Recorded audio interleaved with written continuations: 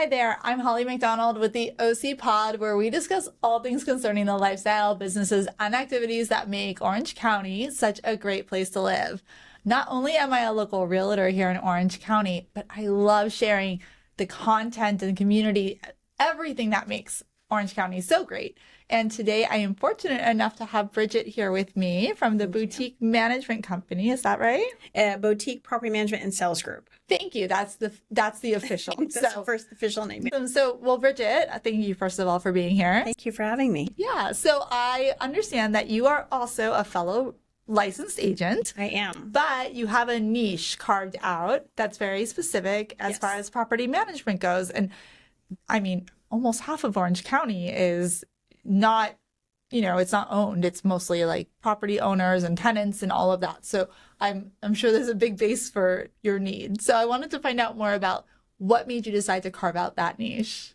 That niche came to me because in 2008 to 2009, as the mortgage industry kind of changed, I was asked to be a assistant property manager. Once I got into it, then I realized how much it was really in the lines of how I did account managing and loan processing with compliance and rules and regulations and dotting the I's and crossing the T's. So I really knew that I'm really going to like this. Yeah. And so then the position became full-time.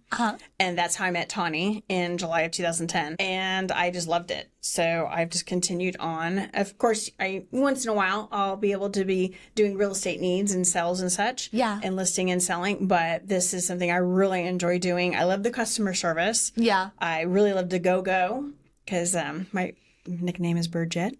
That in just a little bit, my little nickname. I also each day is never the same. You always have something different to do. So I really enjoy that as well. Yeah, awesome. So now are you working with mostly like owners of single family, or is it like a lot of multi-unit and a lot of like complexes or even HOAs? Tell me a little bit about like the variety, I guess. It is a variety, of course. So, of course, we have the single-family residents, the condos, fourplexes, triplexes. So we have a little combination of each, whichever a homeowner has previously owned or lived in. Then we flip it to an investment property. We also do have a small boutique association division. We have 13 communities, and so it ranges from 6 units all the way to 32. Okay. So that's a new niche that we've enjoyed.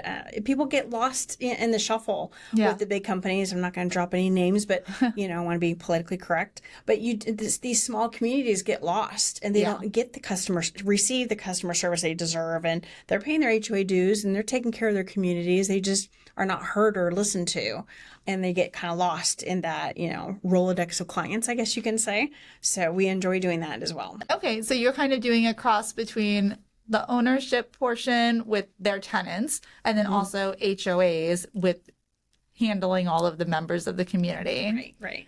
Yeah, I could see how that would happen. I mean, there are certainly a lot of firms out there that take on like the massive communities, and there's a massive need for it too, right? Like Orange County has a ton of HOAs. Of course. We're like HOA Central, but if you're paying money for a service every month, then your calls need to be heard. Absolutely. I agree. 110%. Yeah, I know. I have a condo in a community that I am renting out actually, but it's a gated community. That gate, I can't even tell you how many times it breaks.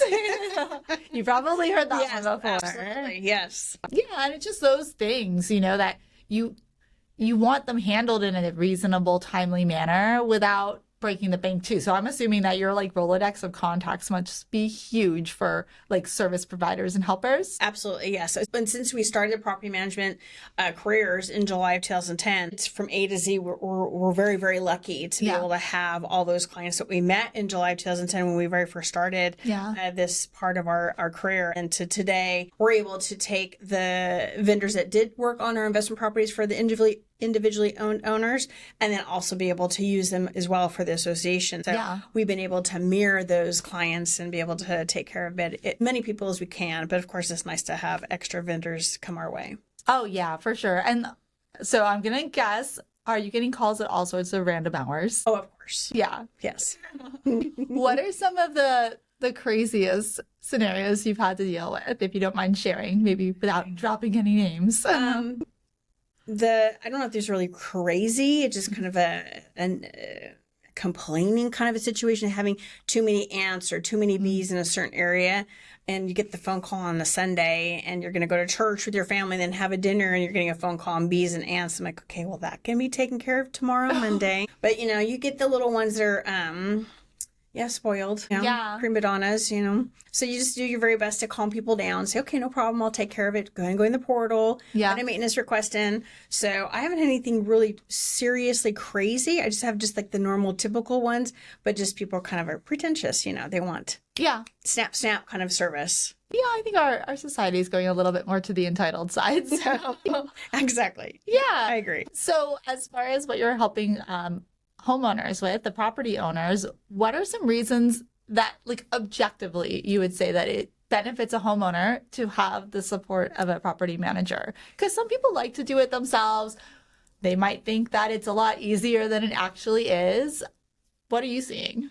I have personal experience knowing the difference. Okay. And so I try to use those examples for the ones that are kind of on the fence. Mm-hmm. Some tenants take advantage of the owner and not have the right rent amount, or they say, oh, I had to fix this, so I'm going to take it on my monthly rent and not give the monthly rent to the owner. And they kind of just tiptoe it and don't know what the right thing to say. I think that it's really important too that some homeowners that did do, their own leasing, they go out there and say, well, I don't want children or I don't want dogs.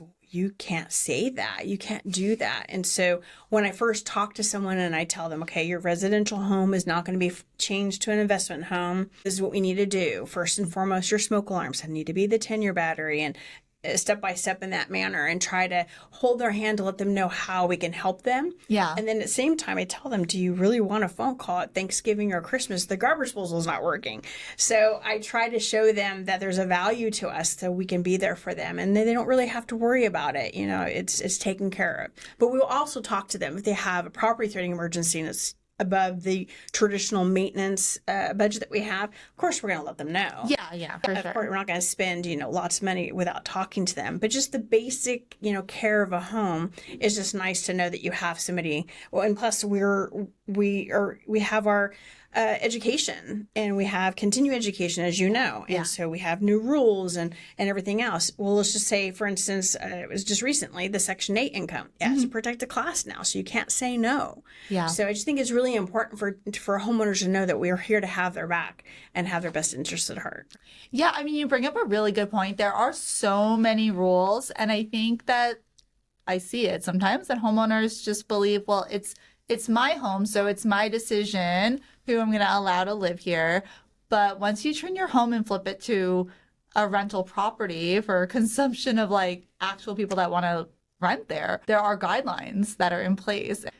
Really, you do need to take proper steps to meet those guidelines. And, I don't know. This is a really good question for you. Like, what sort of happens if what sort of parameters are there for governing that the property owners are following the rules? Is it like the tenants report them to the Fair Housing Administration? Do you know?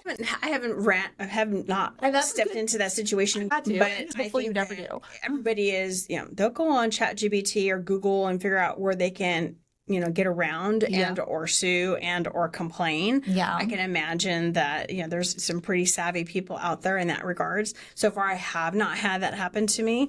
I'm pretty lucky that when I do have a homeowner and they hire me, I'm able to do the background check and get the debt to income ratio rate and send them everything, decisions to decide on that tenant. But we try to make sure we hold their hand and make sure, okay, this is what we do, first come, first serve, and kind of just show them the best that we can. But like you said, they have the decision to say yes or no. Yeah, but I mean, I think that says a lot, though, that you haven't had experience with that situation because of like your system and your process of helping people understand you want to stay within the lines of what you're supposed to and allowed to do so that you don't walk yourself into a liability. Exactly. Yeah. So, you're right. The laws are constantly changing regarding that. I heard that the moratorium for rent gouging was just extended too. So thankfully, I'm not in Los Angeles County, so I don't have any homes in that area for rent control. So I'm okay with that. But I mean, we traditionally tell people you really don't want to go more than 10% anyway, because you want to, if that tenant's paying on time, why would you want to go higher? Yeah. In my opinion. But I'll show them the CMA, which is the comparable market analysis, and I'll go ahead and show them everything they have. Yeah. But I think that everybody's pretty smart too, because our market is so soft. It's taking quite some time to lease anything. Yeah. So I think that it's nice that we're able to have that conversation with them, because you've built that relationship, you built that rapport that they obviously know that, like I said, we have their back. Yeah. But I'm curious to hear from you. What do your property owners in general seem to prefer? Do they prefer to have a tenant that stays in place for multiple years, even if that means that, they can increase the rent, but maybe they're not getting quite the market rent? Or would they prefer that the tenants flip over more frequently so they can keep increasing their rent more substantially? I've gotten pretty lucky. I've been right at the cusp of 10%. Or 9.9. I've only had one where a homeowner was just she wasn't gonna budge. She wanted to give the 90-day notice. I think we were at like 16% or 15%, so we had to give a 90-day notice. And the lady stayed, of course, which was nice. But I think that, again, that's why you have those rules in place. You can go above that 10%, but you're gonna have to wait the 90 days, and then you put it in place and you sign the document. You keep it month to month or a 12-year term, whichever you're gonna do. Yeah. But I haven't really had anybody that's gone, push for the hard money. I haven't had anybody like that, so I've been pretty lucky to have those kind of homeowners. That's good. And do you find that tenants are more likely to stay, or do you feel like, from the tenant's perspective, and I know you deal with both, are tenants usually pretty frustrated when they get that type of notice, or are they just like, okay, I'm out? No, I haven't had any kind of pushback so far. They've taken it in stride, and of course they come back and say, well, can I have, something new inside the home? So then, of course, I'll say, okay, tell me your wish list and see how I can work in the budget, and we'll kind of go from there. Oh, nice. But it's nothing too extreme, like maybe a dishwasher or a microwave or something like that. It hasn't been like, can you paint my whole home, or can I have new carpet? Remodel the kitchen. Nothing that extreme, no. Yeah, that's good. Okay, cool. And then, so I also know that with HOAs, specifically, just switching a little bit, there have been a lot of new regulations and rules with SB 326. So that's the balcony and decks.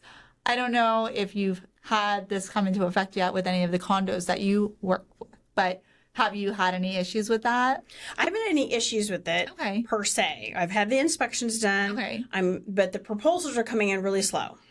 I've heard that they're really, really slow to get the reports. Can take months, and then a proposal from the construction company can also take a long time, because it's like engineering and everything. Exactly. So I am not as savvy as the specific rule, because I don't memorize those kind of things, because I have it at my desk and I can just go to it as a quick checklist. But I do know that at least I'm really lucky for some of the vendors that have had the inspections done, or when they've come to us, it's already been processed, but it's just getting the proposals in.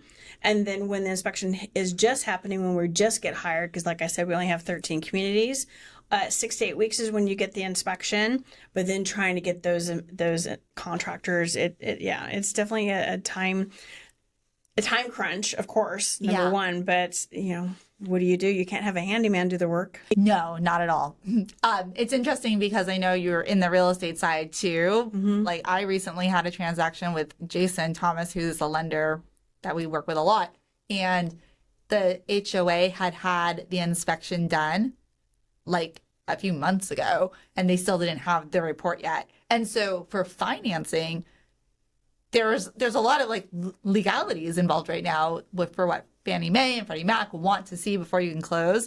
So there was just a lot of like logistics they had to work through, because it was shocking to us that the report was not back after months. But I guess a lot of the engineers and everything are just so busy because of this, new ruling, and there's so many condos out there. Yes, ma'am, I agree. Yeah.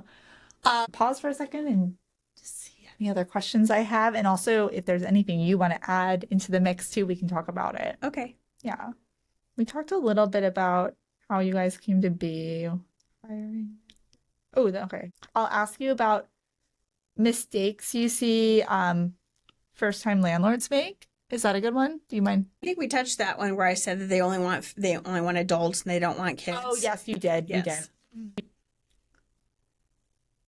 We could talk about the competitive rental market. I know you said it was softening a little bit, but regardless, I think a lot of people still have like really old prices in their mind. Of course, they want the highest dollar, but then they want to have linoleum in the bathroom, or they want carpet in the bathroom, and they just don't see that the competitive. When you go and you show them that that comparable market analysis, you say, well, we can have the house in the market for this amount, but do remember this is what you're comparing to. And those tenants, they're savvy. They're definitely going to compare and say, well, I should pay $3,000 for you if I can pay, let's just say $3,250 or whatever, and I have all of this. Yeah. Okay. So we'll talk about that a little bit.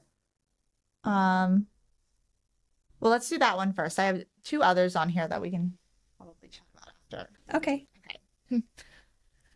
So as far as expectations for pricing, what are you seeing? What are some tips and guidance you might have to potential property owners about what they should charge? So I do the MLS first, which I know that not many people are using the MLS because of the compensation piece that is not posted. But then I will go ahead and I'll use Zillow and I'll use Hot Pads, and I'll go ahead and look at those areas. I try to guide them the best that I can, knowing that the market is so soft and it is taking us quite some time to do so. Especially this summer, it's never been this slow. Okay. I was really surprised. So I try to tell them that, okay, this is what we have here and this is what we have here. Yes, we can go ahead and start the highest part because it is their home. Yeah. But the market's going to speak for themselves if I don't have any appointments in a week or two. Right. So I'll go with your pricing. Let's just say $3,000. I'll go with your pricing at $3,000, and then if I don't have any appointments in a week or two, then that speaks for yourself. Yeah, right there. Any calls or anything. And I'm going above and beyond now. I'm doing Craigslist. I'm doing Facebook Marketplace. Sure. Besides just our normal Zillow and etc. And it is very slow this year. Okay, that's interesting. I wonder, because there have been so many of the newer communities being developed in the area, and there's talks of so many more. Do you think that that's having an impact where people are saying, well, look at all these luxury amenities and brand new, and I can live in this community where like all the shops are downstairs. Do you think that's having a role? I absolutely think so, because especially if you see all those really nice ones that are in Irvine. Yeah. And if you look at everything that's off of Jamboree, and I think it's Michelson. Thank you. Yeah. You have all those beautiful amenities. Yeah. So it's executive living. So you don't have a front yard, backyard. Look what you're receiving. Your full home is all upgraded, plank flooring.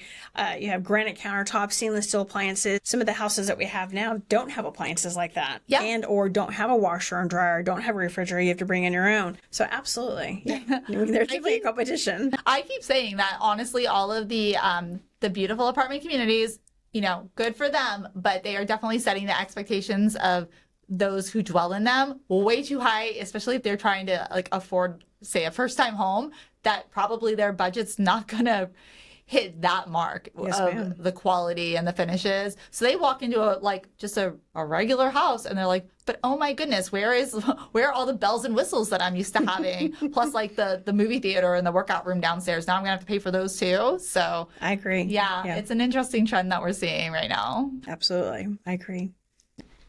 These two kind of go hand in hand. So I'll ask you about if there's any specific neighborhoods or property types where HOA property management is more challenging or rewarding. Okay. Do you have an answer for that? Is that a decent question? I have a feeling I can. Not everyone comes in deferred maintenance, so I guess I could touch on that. And then the other one I really liked was if a homeowner today is struggling with their HOA or rental property, what's an action they could take this week or this month to make it a little bit easier? Okay. So for some of the property management of the HOAs, what are some of the challenges that you're seeing? I first and foremost have seen quite a bit of deferred maintenance, and the communities don't come in with the reserve account that they need to take care of just some small pieces or even really large ones. Yeah. And I feel bad when you talk to the board members, especially if there's some new ones, because now they finally have a voice. Yeah. And now they can finally speak up and say, well, I've been a homeowner for 3 years. I'm finally on the board. I would like to see this done. Yeah. And you want to, accommodate all their expectations. You want to exceed their expectations. But when you don't have a budget that can accommodate those areas, it's difficult.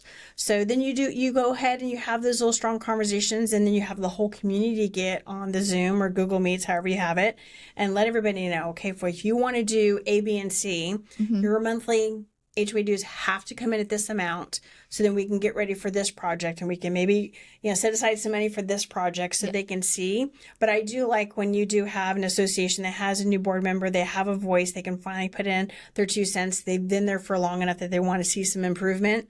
And that part makes you feel excited for them too, so they can see it. Yeah. But if they just don't have it, they don't have it. And it's unfortunately deferred because the previous board didn't take care of it properly. So when you get into a brand new account, you just don't know what you're going to get into until the whole, orange gets unpeeled. Oh my gosh, that's so true. It's funny because I just literally received a notice in my mail asking, for nominations for new board members for one of our HOAs. I'm like, oh, maybe I should second. The way you just made it sound about giving the homeowners a voice a little bit more is a really good way to phrase it.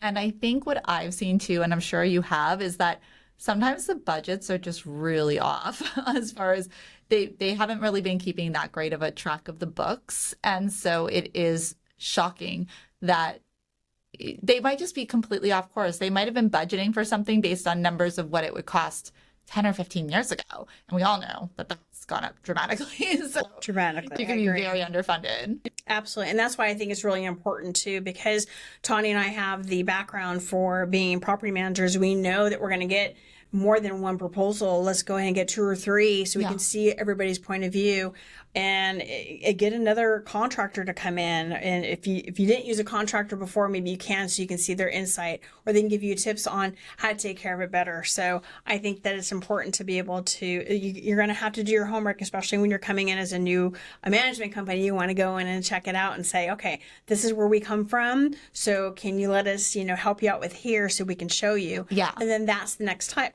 Let's do a special assessment. We'll go ahead and start saving some money so then you can go ahead and tackle that task. Yeah. I mean, it's really all about like maintenance, right? Yes, ma'am. Yeah, for sure. And then if you're a homeowner and you're having some sort of an issue, either it's with your tenant or you're a tenant and you're having some sort of an issue with your property owner, what would you advise them to do? Like, what's something that they can do to have a little bit of control and still kind of play within the rules? Well, first part, we don't advise on any kind of legal concerns. Fair. So we definitely will say, get a real estate attorney if you have something that's, normally of the illegal part. But if we're talking about maintenance or if they're having loud parties and stuff like that, then we can definitely tell them, okay, we'll call the police and have a police report, so that can be on record. And then you can bring it to the board, and the board will send a letter to that tenant and then that homeowner. And then the homeowner knows what the tenant's doing. So then you say, okay, let's have a hearing and let's minor, P's and Q's, and let's behave. Yeah. But if it comes to any kind of legal concern, I definitely give that to the professionals because that's their job. Oh, yeah. No, don't get involved in that. No, ma'am. I am curious. So now your firm represents rentals, of course, and you were mentioning that you'll put them on Zillow, Craigslist, Facebook Marketplace, etc. Are yours going on the MLS or not so much?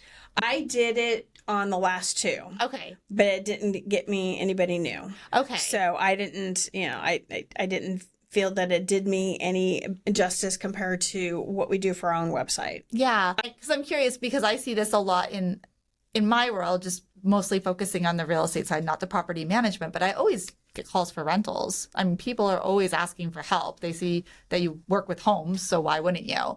And the fact of the matter is, like you said, I mean, obviously commission rules have all changed. And so it's not listed how much, would be negotiated.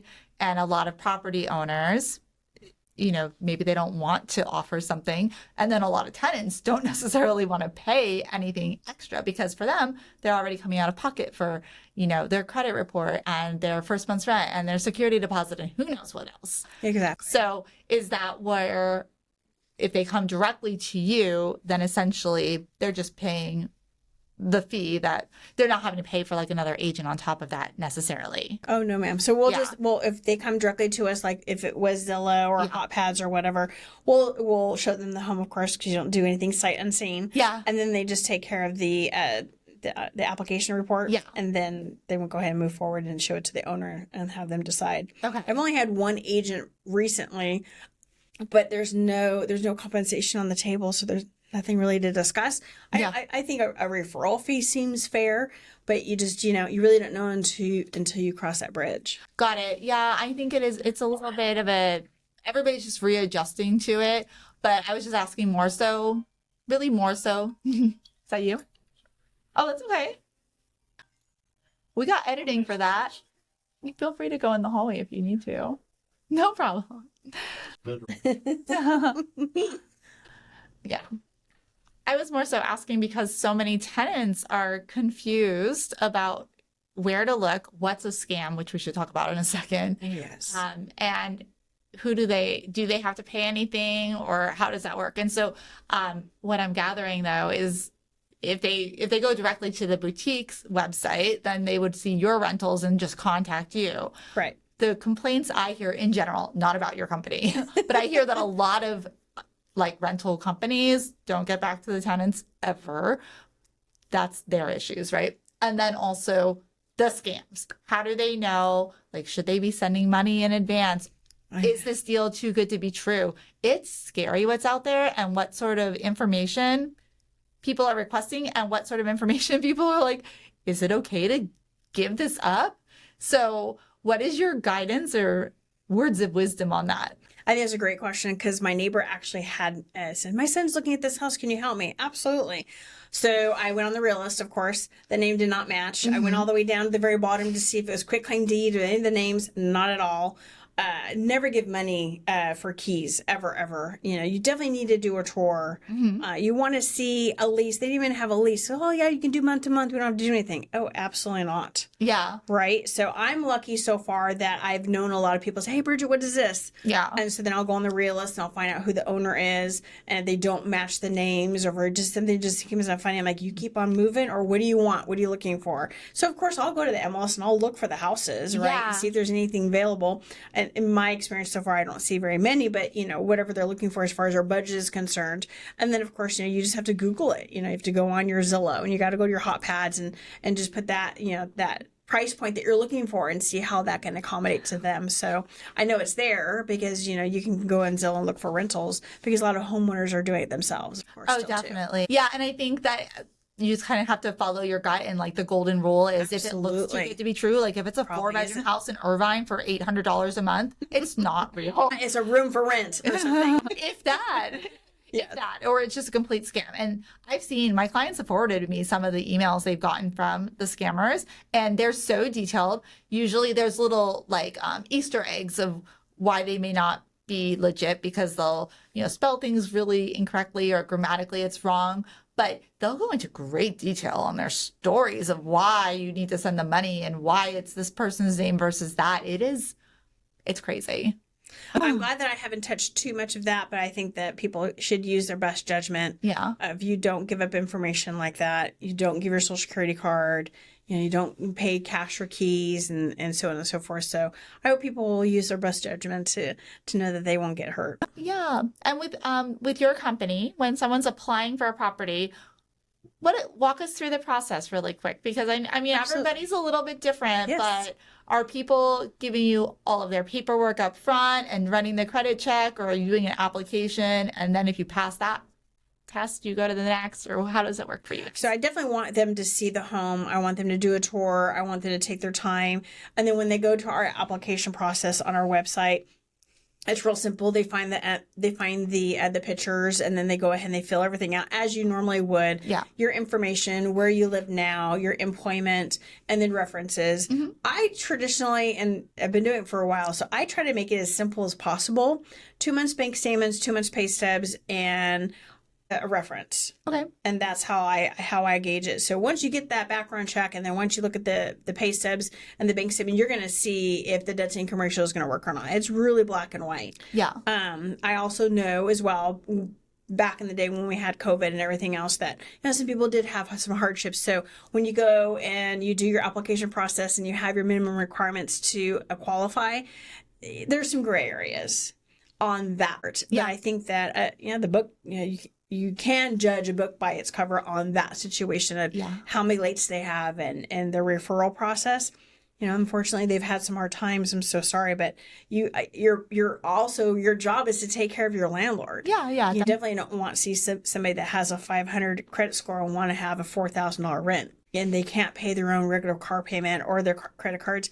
It's just not a good fit. And you unfortunately just say, I'm sorry, you don't meet the minimum requirements for the homeowner, good luck to you. Yeah. And so, but those times are kind of tough in that situation. But I think the basic is 2 months bank statements, 2 months pay stubs with the debt to income ratio about 35% seems to be industry standards, at least for what I've learned. Yeah, no, that sounds very reasonable. And I like that you said that you try to make it not too overwhelming up front, like make that barrier of entry pretty low, just to at least get people to submit and show their interest. And yeah, definitely, they should see the property. Like they're going to potentially be living there for a year or longer, most likely. Absolutely. So no sight unseen. Yeah, absolutely not. I do want to ask one other question. Sure. Regarding pets. Yes. Can we just tell me whatever you want to, just let it all out there? It is so important to have a home available for pets. It really is. So many people have their 4 little, legged fur babies, and it makes their home complete. So I always tell a homeowner, please don't shut yourself off to the opportunity of having a tenant quicker. 9 times out of 10, a client's going to have a pet. You put no pets in there, and then you just limit it yourself. Do we have the emotional support companion piece and the support animal?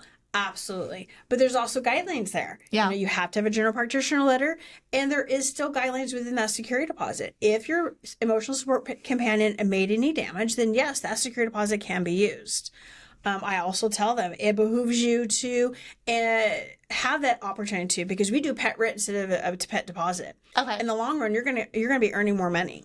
Yeah. So either $50 or $100 a pet, whatever you're gonna decide. In the long run, and they say they're 1 year, 2 years. Yeah. You've earned more than a $500 pet deposit. Yeah, that's a really smart way to do it. With those guidelines that we have now, because you can't exceed for the new rules, right? For the unfurnished and furnished home, those guidelines are changed. So I think that is really important to say, hey, let's just do pet rent, and it behooves you in the long run. I like that too, because I feel like for tenants, a lot of times coming out of pocket, that extra few $100 or $1,000 is a lot. There's a lot of expenses. But if it's a little bit more minimal and easier on the monthly rental side, it does make it easier. Absolutely. Yeah, so that's really smart.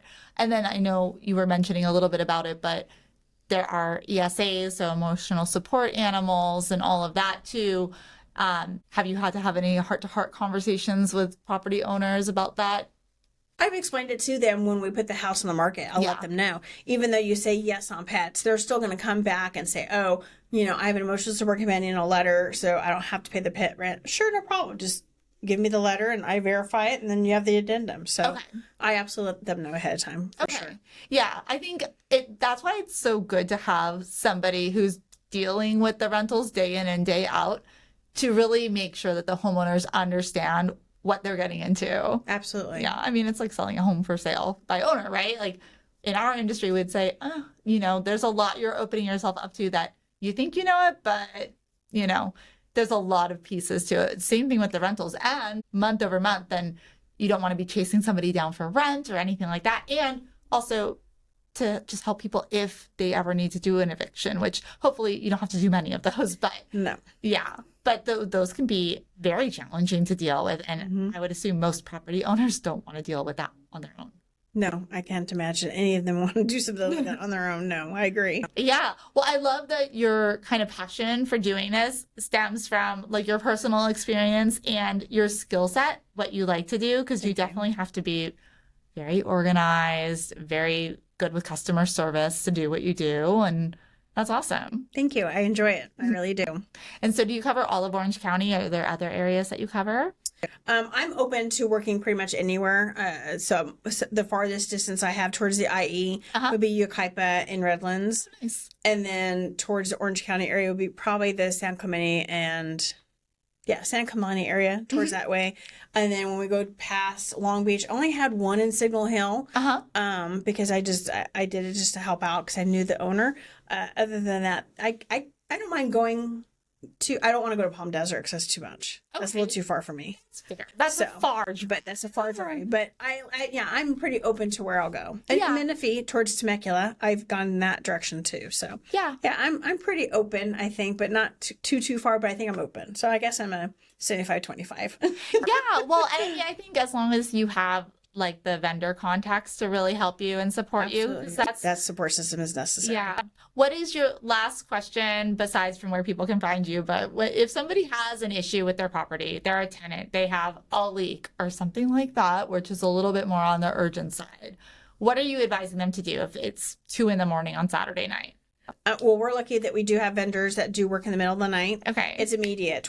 Within the 24 hours, you want to get on it. You don't want to have any interior damages, your carpet, your drywall, anything like that. So we get on it immediately. So we do take that. We do have an emergency line. Don't get us wrong.